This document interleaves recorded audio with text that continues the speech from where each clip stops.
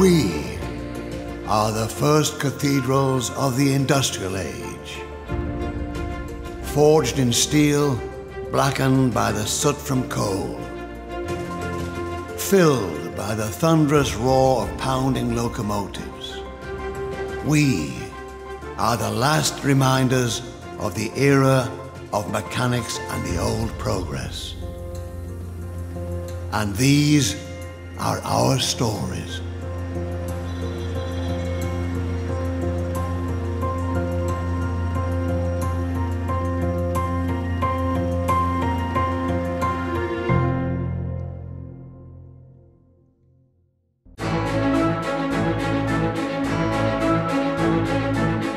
Right from the very beginning, I was writing railway history.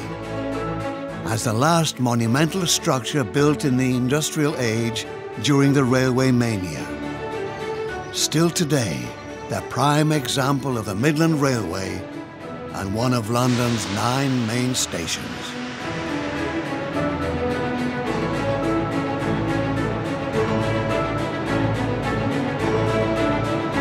In the beginning, the Midland Railway Company was tolerated on foreign tracks. Its trains reached London via Euston Station and King's Cross, until I was created, St Pancras Station, chosen for the glory of England's richest railway company.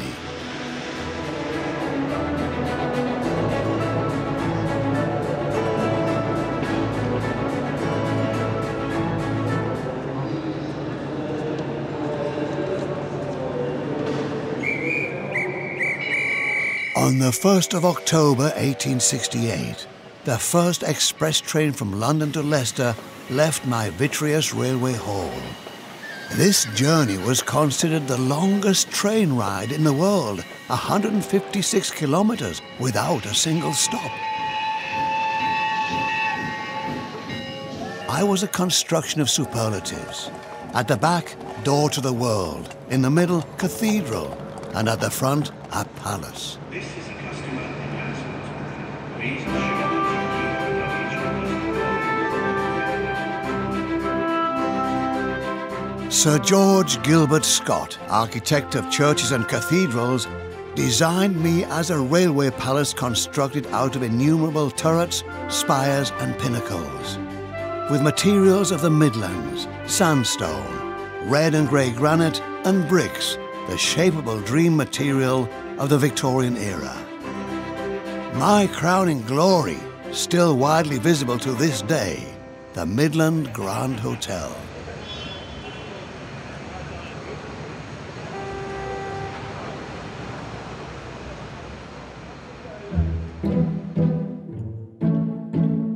Innovations like revolving doors and levitating rooms, meaning elevators, made people gasp in astonishment. Even a luxurious restaurant full of Victorian splendor was available for the hungry travelers. My palace of travel needs a huge number of personnel.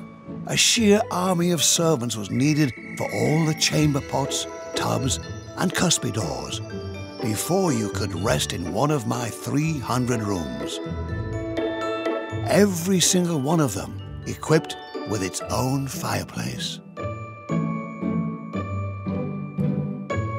Right in the middle of it, the grand staircase, still today as breathtaking as in 1873 when Queen Victoria inaugurated the hotel.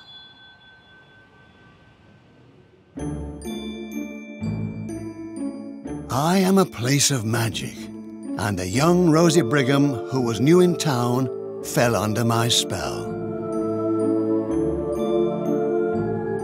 St Pancras Station fascinates me because it is this beautiful mishmash and split between intricate Gothic detail, sort of harking back to an almost sort of fairy tale time, and the industrial power and just the might of the Industrial Revolution.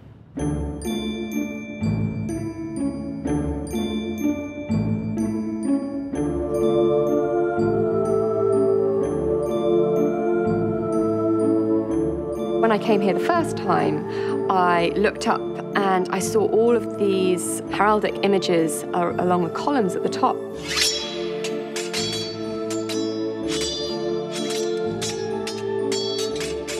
When the hotel was first opened, people who were coming in for the first time, they would have been aware of this imagery and know what it means, and it would just have given an extra dimension.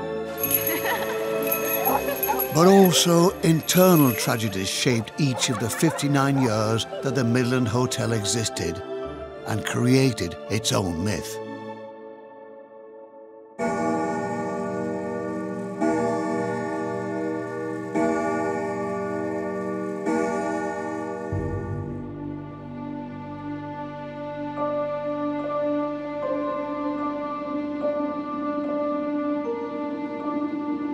One of my favourite tales, it's a bit upsetting. It's said that every now and again you can see a maid walking around.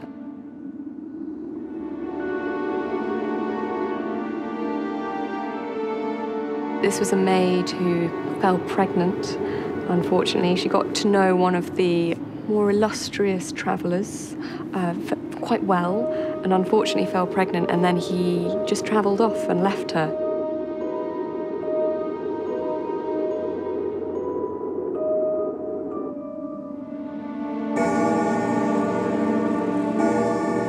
So she threw herself down the stairs and met a rather early end, and it is said that she can still be seen walking around the station.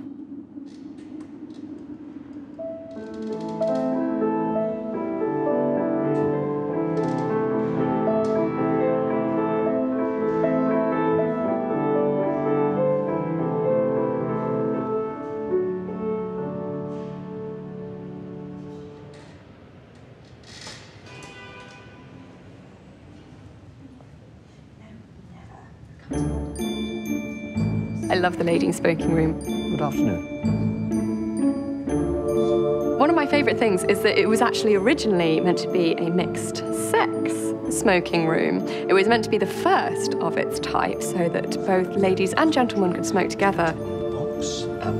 There's your matchbox. You just strike it. But pretty soon, the ladies didn't want the gentlemen to see them smoking, so they kicked them out, essentially, and it became a ladies-only smoking room.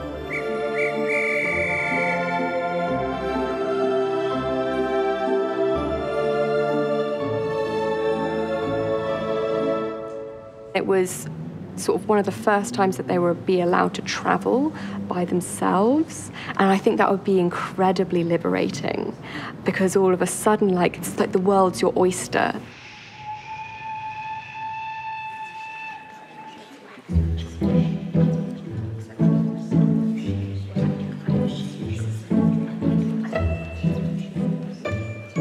The staircase in the Midland Hotel is fascinating. As you walk up it, it actually gets narrower. And that is because as you rise to the top of the building, that will be where the maids live.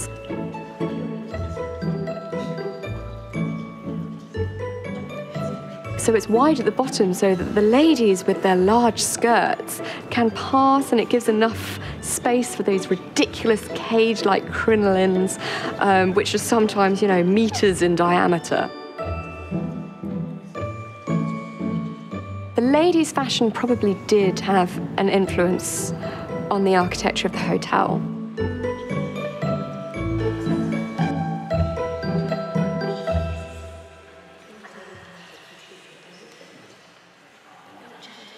I think I could make a very good Victorian lady if I was transported back to 1890s, only if I was an upper class.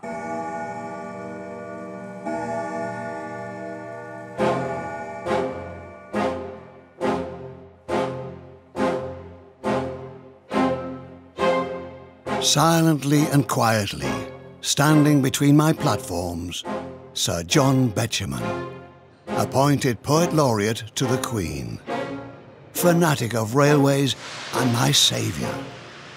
In the 1960s, he saved me from deconstruction, just like my single-span roof designed by William Henry Barlow, 689 feet long and 240 feet wide, made of cast iron and glass. At the time, unique in the world.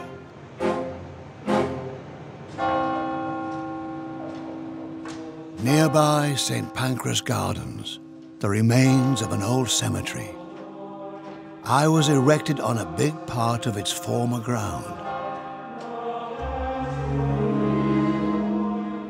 The gravestones under the Hardy tree are a reminder of the disreputable works exercised here.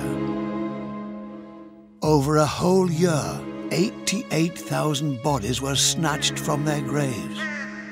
Malodor and irreverence accompanied my creation.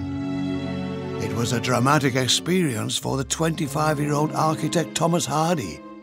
He gave up his profession and turned his back on London forever. At this honourable cemetery, an old gravestone from 1797 reminds us of Mary Wollstonecraft, author, women's rights activist, and Mary Shelley's mother.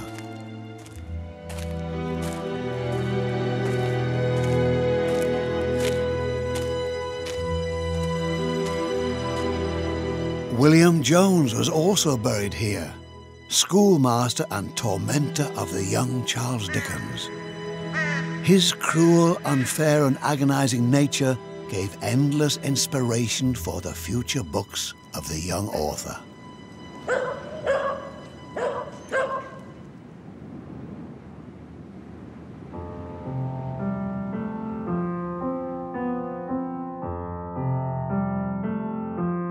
I've always known since I was very small that I was related to Charles Dickens, that he was my great-great-great-grandfather.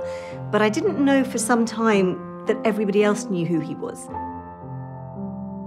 I hadn't realised quite how famous he was. And I remember one of my teachers talking about him at school, and I was thinking, how does she know about him? You know, he's in my family.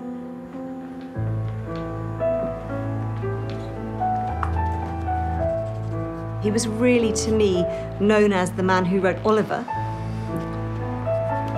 I was amazed by the width of his work, a number of different ideas that he got in there, the way he embraced social conditions of the time.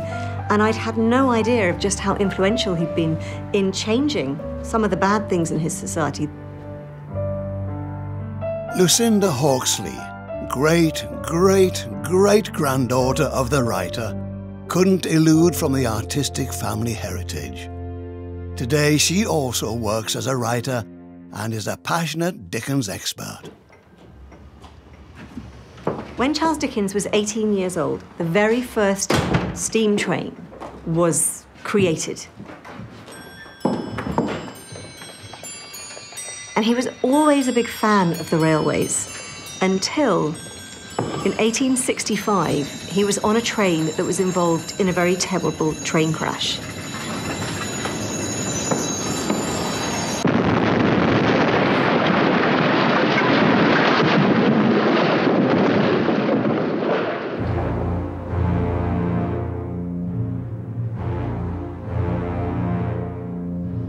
So this was the Staplehurst crash, and for many years it was one of the worst train crashes in British history. Charles Dickens and his travelling companions survived, but many people did not survive, and there were also far more people who were badly injured.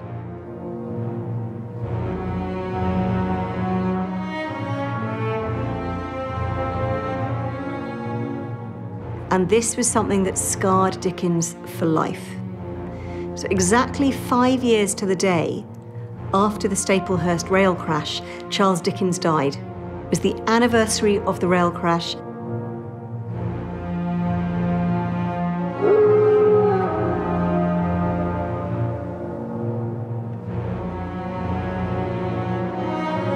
When Charles Dickens was involved in the train crash at Staplehurst in Kent, he was really concerned about the story getting into the newspapers.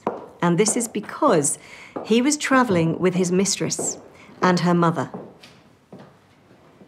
A few years before the rail crash, he had separated from his wife, and he was in a clandestine or secret relationship with his mistress.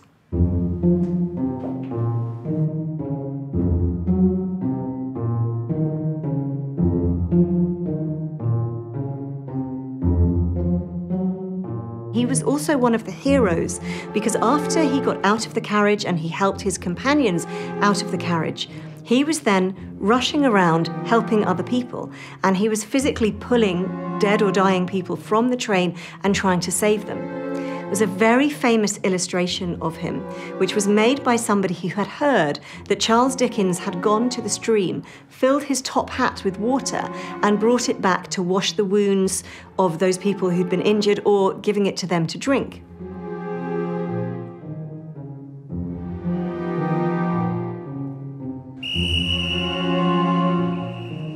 As well as saving people in the train crash, Charles Dickens went back to the carriage that he had been in to save his precious manuscript. So this was a really, really important thing that he felt he couldn't let his manuscript go.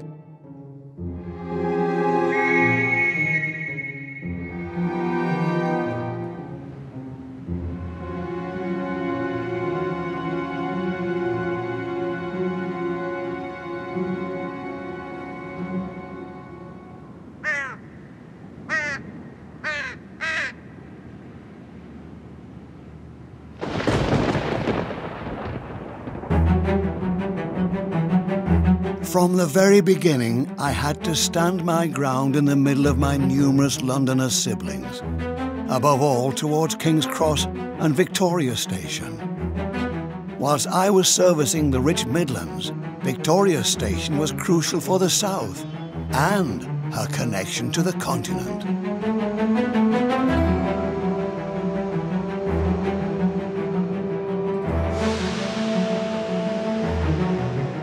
Furthermore, it was the key train station to reach Crystal Palace, emblem and remains of the First World Exhibition of 1851. Prince Albert became benefactor and patron of the Great Exhibition, and Queen Victoria gave it her royal blessing by opening the glittering World Fair. 10 years later, shortly before the Second World Exhibition, her prince consort died at the age of 43.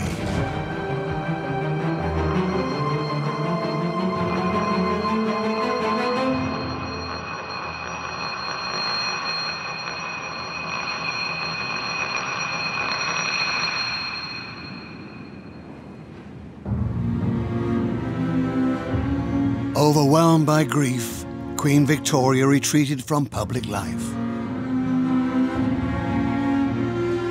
In mourning, the Queen Mother commissioned the Albert Memorial, financed by the British people in everlasting gratitude. Constructed by the cathedral architect Sir George Gilbert Scott, the same man who also created me.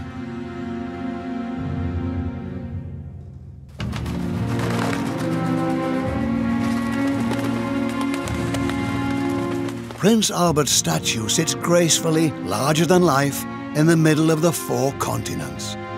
He holds the catalogue of the First World Exhibition in his gold hands.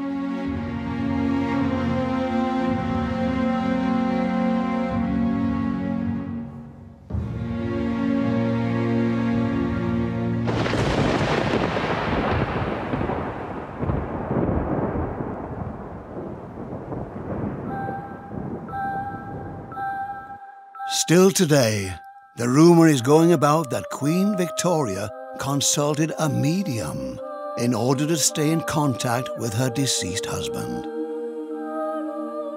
In the 19th century, death wasn't seen as something definite. The Magnificent Seven, the 7 Victorian cemeteries, were the fruit of this belief. For example, West Highgate Cemetery, opened in 1839, it was the 3rd of its kind.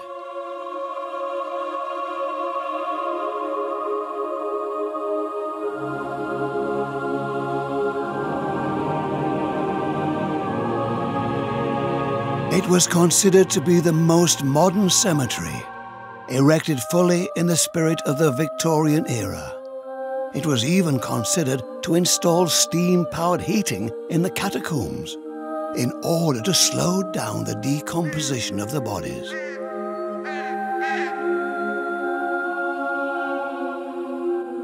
The hope for a better life after death blossomed in an expensive and bizarre way at the cemetery. People ran into debt in the here and now for the well-being of the dead in the afterlife. What was celebrated by kings and tsars was also desired by the upper classes: contact with the afterworld.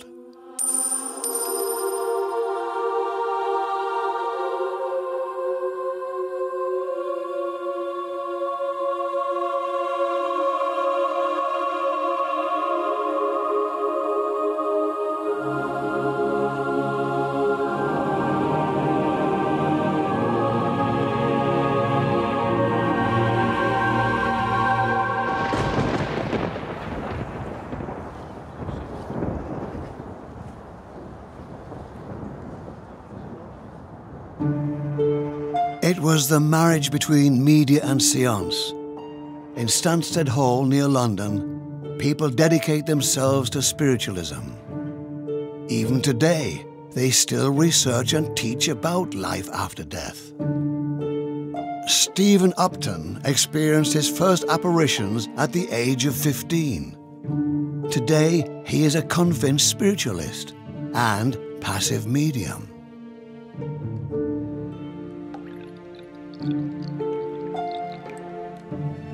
The way it would all start in those days, some people did it purely for entertainment. We have to recognise that. Then you've got people who were very serious investigators. They went to great lengths to exclude fraud.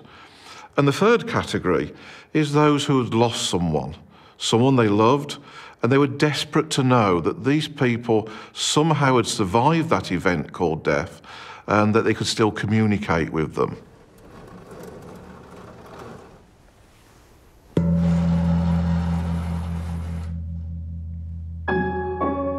We start seeing the use of what we call dark seances, the use of cabinets.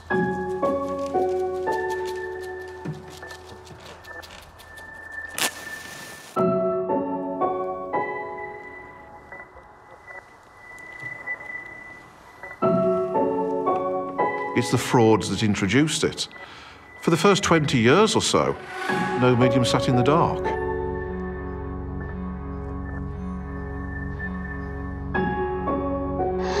And it's believed by most that that was simply because it's easier to cheat.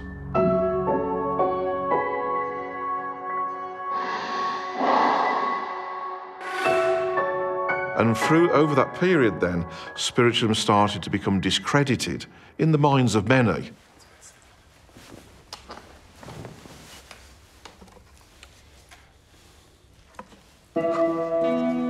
In the beginning, it was an enjoyment for the upper classes, sitting down in the afternoon for a cup of tea and later communicate with the deceased. Using simple means like a piece of chalk in between two slates and tying a string around it. If the contact was successful, there would be a message written on the slate.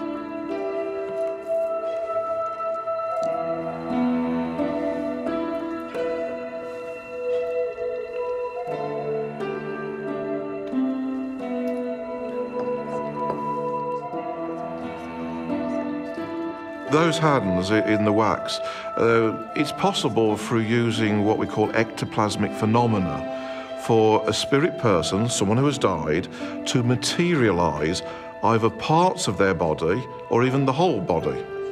And they would materialise their hands and there'd be a bucket of paraffin wax. They would repeatedly dip the hand in the wax to form a mould around it.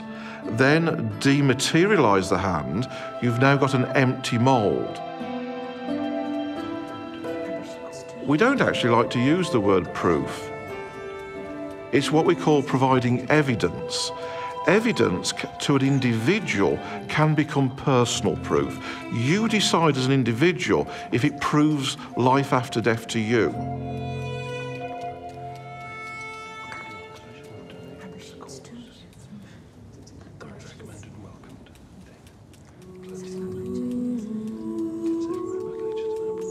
We call that spirit photography. We know for a fact that throughout the last 100 or so years, there's been many cases of fraudulent pictures produced. There certainly has been evidence on photographs. We've had people who are known as photographic mediums.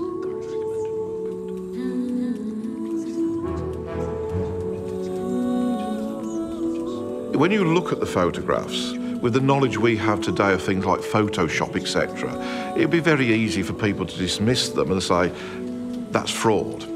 You can't take a photograph on its own. You have to also read the eyewitness testimony of the people who were present when that photograph was taken.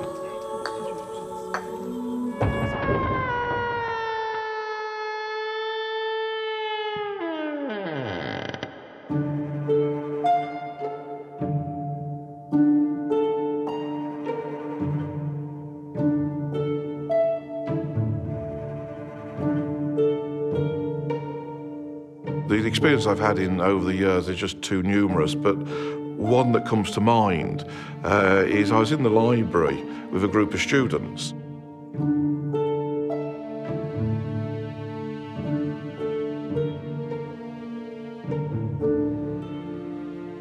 And in the reflection of the panel directly ahead of me, I saw a young man to my right stand up, turn and walk towards the door that was behind me to my right.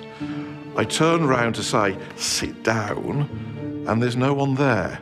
And then I realised that the group I had was all ladies. There wasn't even a man in the group.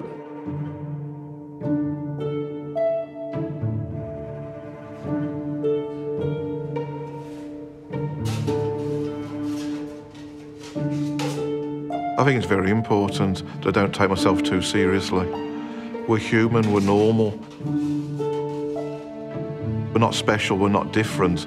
We've learned perhaps abilities that can help people when they have a need, help them understand that life is continuous.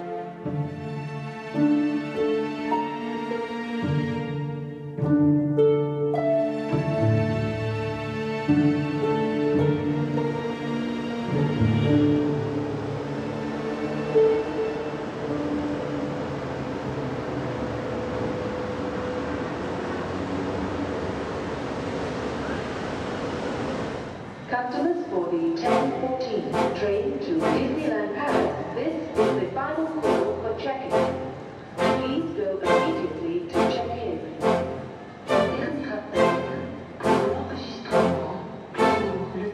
In my first years as a railway station, I wasn't only making money with travellers. On my basement floor, where today's tourists and commuters hustled towards the continent, the distance between my pillars were measured in beer barrels, because my cellar was used by numerous breweries in the area as a gigantic intermediate storage facility and transfer site for beer.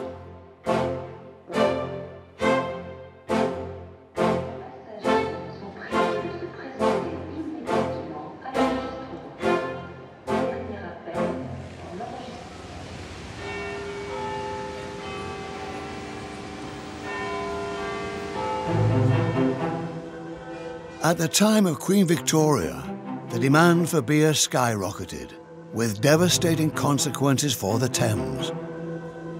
In Westminster Palace, the curtains had to be soaked in calcium chloride due to the bad smell.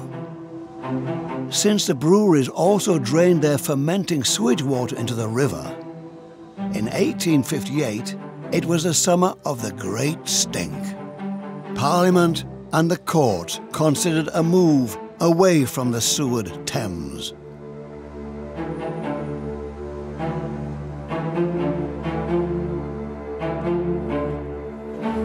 In 1865, London built the first and biggest sewer system in the world, a revolution.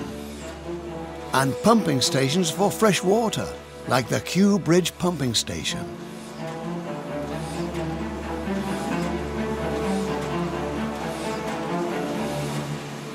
In the style of an upper-class mansion, it delivered initially via wooden pipes fresh water for the west side of London, right up to the area where I'm standing today.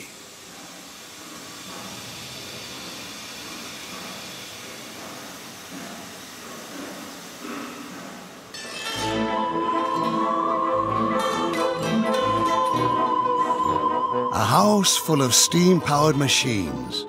The best of them were given names like Grand Junction. They could supply 29 million litres of water daily. Such futuristic Victorian sites attract a new generation of fans today. Steampunks like Ben and Tisha Henderson. I could take the bits I like and leave the rest of me behind. I'll run from them, never looking back. They've grown into something I can't control. We've written songs for a long time before we were steampunks. We were trying to make a music video which involved artificial intelligence robots. So we created this world of Victorian robots. We carried on in that vein. The next music video we made was featuring St Pancras Station. St Pancras is a beautiful place for that.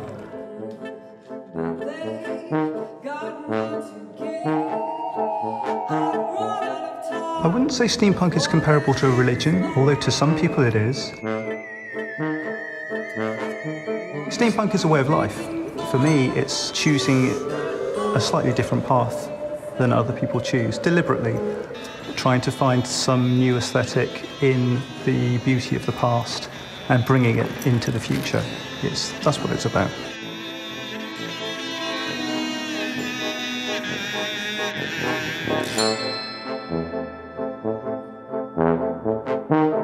One of the things about steampunk, it's imagining a world that never happened, or it's how the Victorians would imagine the future to be. It's not just trying to create things that are actually old, it's trying to make things that look like they could potentially have a real function.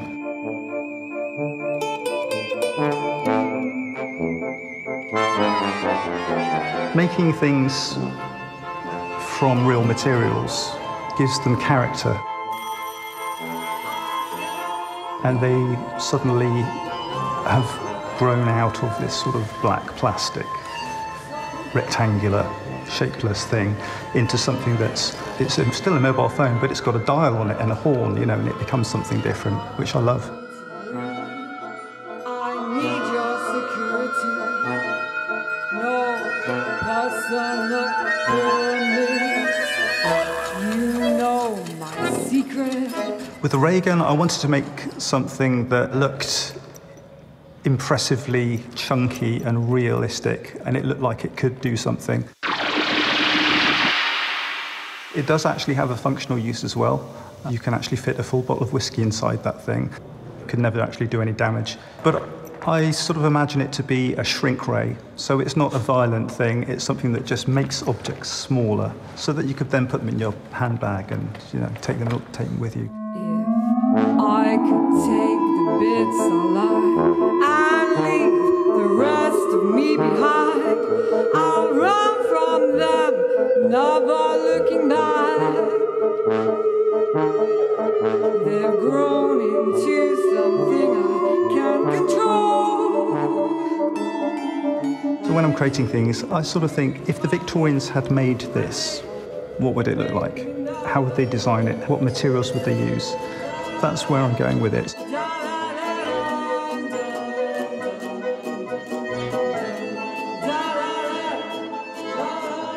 What makes me different from Ben is that Ben, he lives and breathes steampunk. He has his own shed where he spends a lot of time making stuff, and I have to call him out to have dinner or, you know, I'm not even allowed in that shed.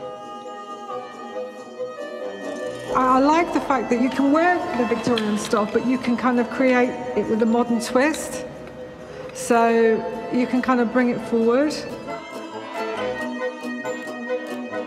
At the moment, like, the culture of the young kids today, it's all about computers and your phones, and I don't think they're interacting. And what I like about the Victorian times, you know, you would go around to someone's house for tea.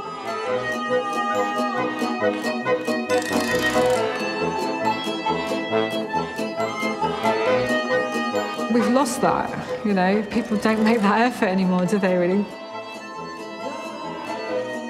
I wouldn't like to live back in the Victorian times, but living in a steampunk future, and the thing about a steampunk future is that it's happening right here, right now, because we're making it.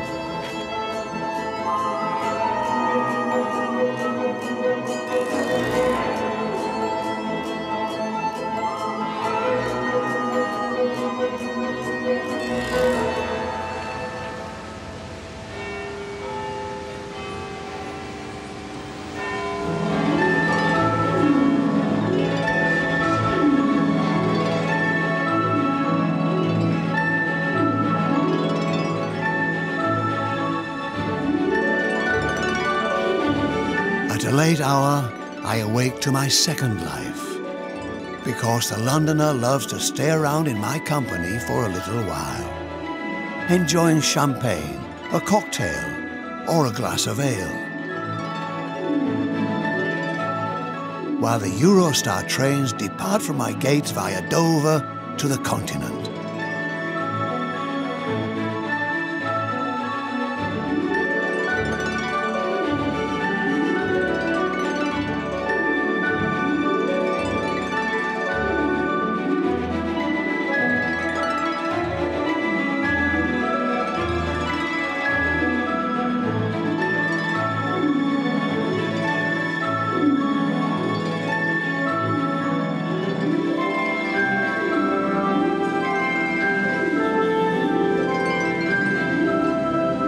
For decades, I was in bitter competition with my older brother, King's Cross.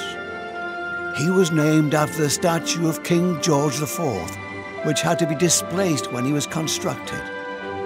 1852, at the day of his opening, he was England's largest train station.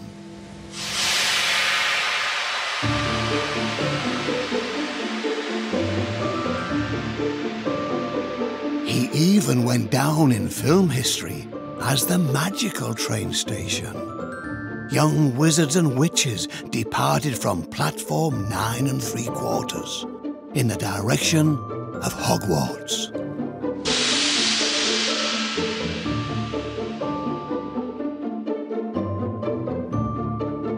King's Cross was a symbol of the Great Northern Lines and was ever since the train station of kings. Queen Victoria and her royal family took his service for travelling to their noble home, Balmoral Castle. From this point, the famous Flying Scotsman used to travel north, and sometimes still does today. Stephen Lober spent his childhood between the platforms of King's Cross, son of a well-rooted railway family.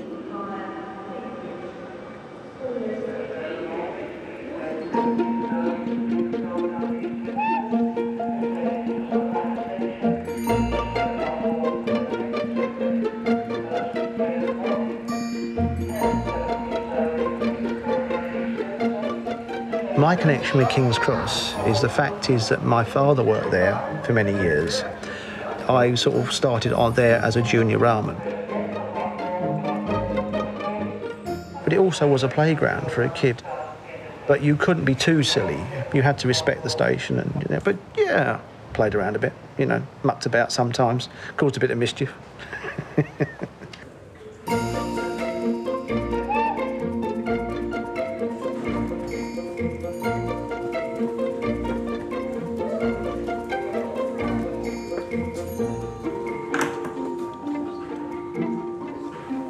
I wasn't born in the steam era, as you see in the steam trains working today. But it's a time that's fascinating me, and because my dad worked on the steam locomotives, they're human beings. You know, there's nothing you can describe it. They're just a fantastic working machine.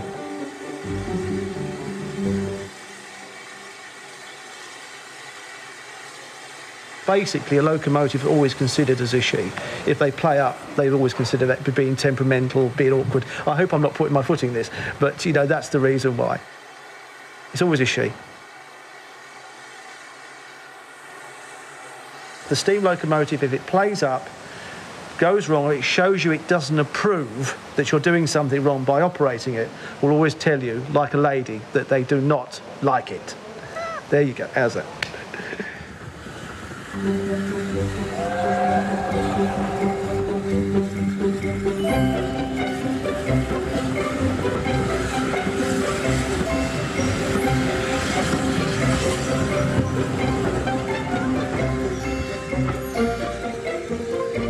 When I look at, I'll just say my old dad's lamp, basically it brings back some incredibly happy memories for me.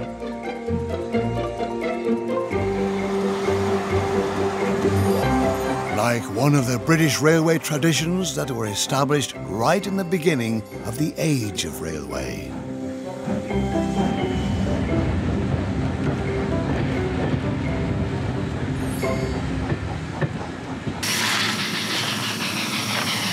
The train driver's breakfast. Important morning ritual in the driver's cabin. With a minimum of space and means, typical British enjoyment.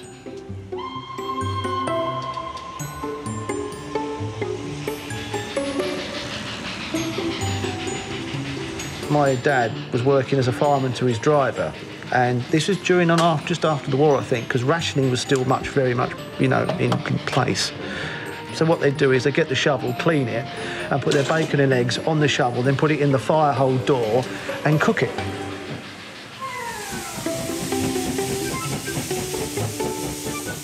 Well, my dad one day was off the loco doing something, and his driver had put his food on the shovel in the fire hole door.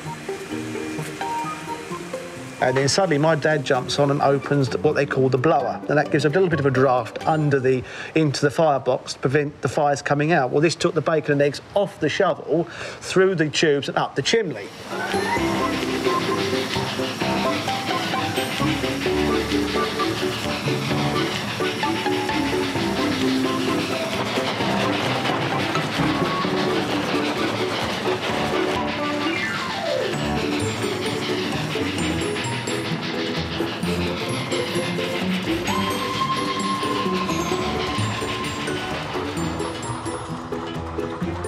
My dad had a very special encounter one particular day.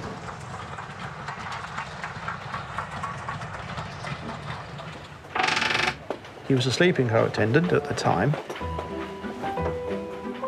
One of his duties was he had to take hot teas to the passengers in the morning. Tea.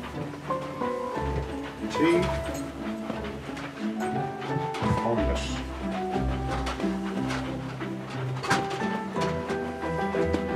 Well, he was doing this, and this young kiddie was running about, in the corridor, getting under his feet.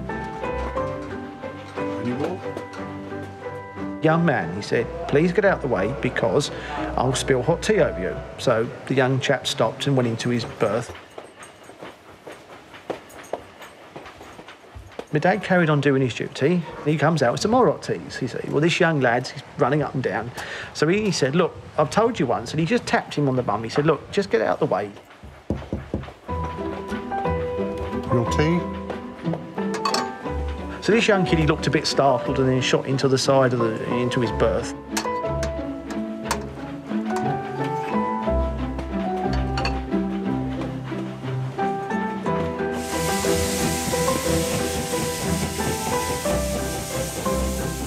As my dad was clearing up later on, he said, a chap came down to him. He said, you know that young lad you sort of tapped on the backside? He said, yes. He said, well, you do know he's a royal prince. He said, I think you said you've just tapped Prince Andrew's backside. So anyway, but the young lad found it exceptionally amusing and absolutely hilarious. So that's the encounter where my dad was a little bit of encounter with royalty.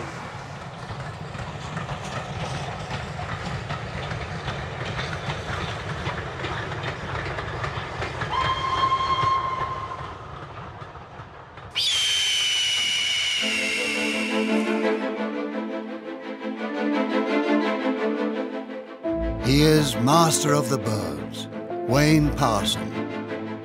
His passion lies in the elegant flight of hawks and the connection to wild animals, like Lizzie. She already posed alongside Harry Potter in front of the camera.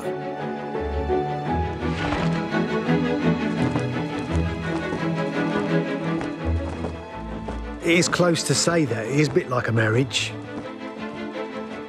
I won't mention that to my wife because I might get a divorce.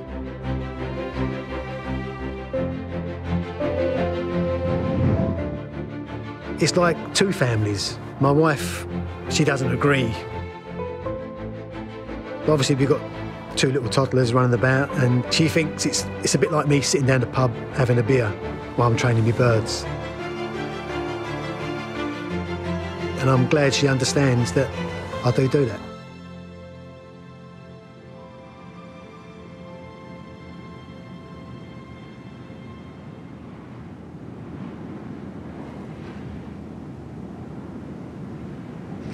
It's a bit like I'm the daddy and you're my three children.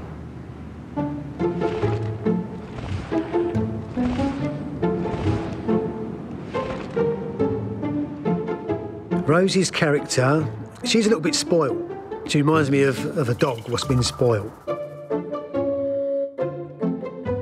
She'll do certain things where Lizzie and George wouldn't even dream of.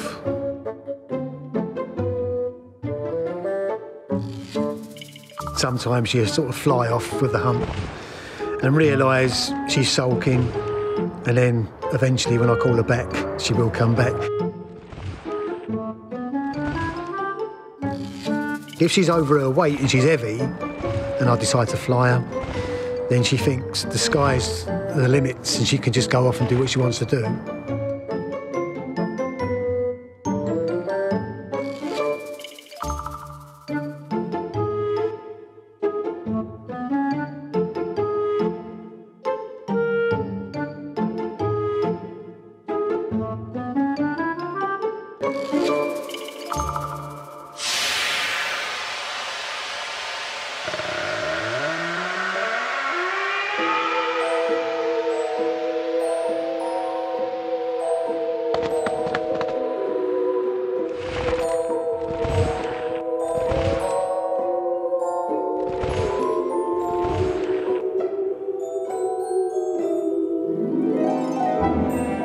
Rosie also flies for me. 4 times a week she roams around my interior, trained especially in order to keep my departure hall free from pigeons.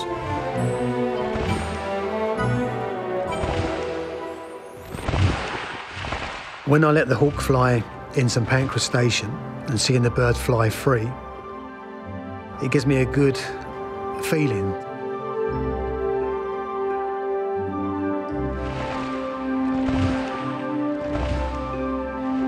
You've trained the hawk to fly, not to kill the pigeons, but just to sort of move the pigeons on.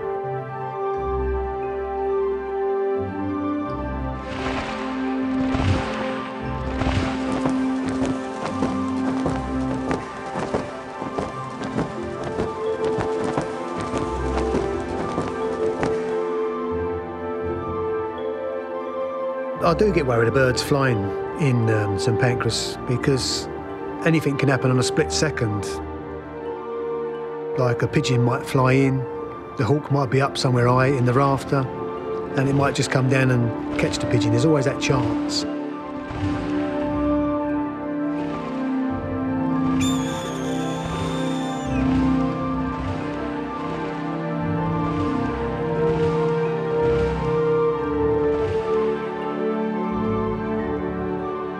It is a bit of a dangerous place as well because the hawk could take the pigeon onto one of the tracks, one of the railway lines as well. And then we've got to gain access to get the hawk back before a train comes in.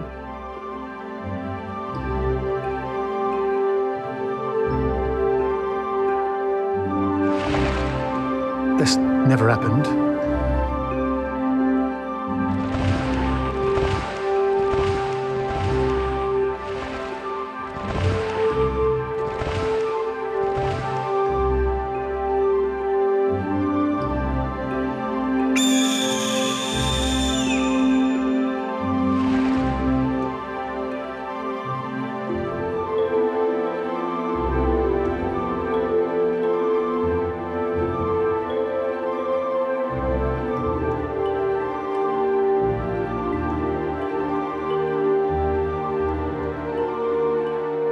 But when you're flying a Hawk around and people do come and talk to you, they say, oh, we've never seen a Hawk that close before. It looks so magnificent.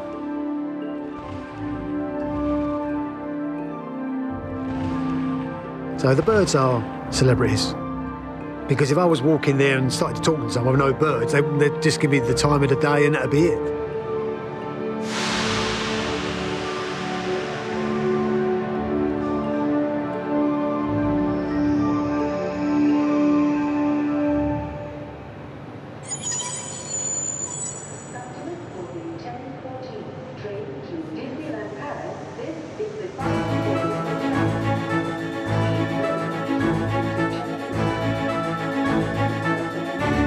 As a relic of the age of steam and mechanics, from the Victorian age made of iron, I'm now standing here. And despite all the modernizations, I'm still inviting you to dream. Fuel beloved longings when my locomotives, blackened with soot, were stomping and puffing in order to discover the world.